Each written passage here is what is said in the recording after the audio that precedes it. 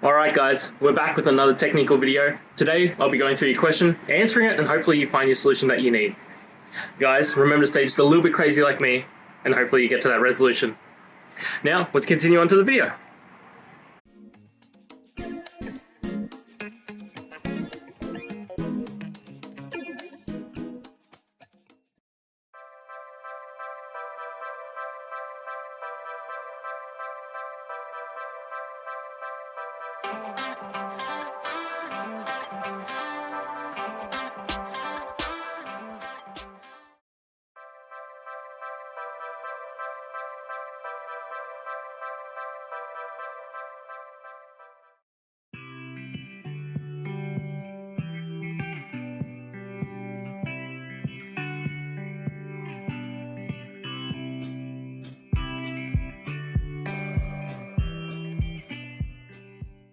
And that's it guys. I hope we found the solution you're looking for. And look, if we did, please hit the subscribe button. I'd really appreciate it.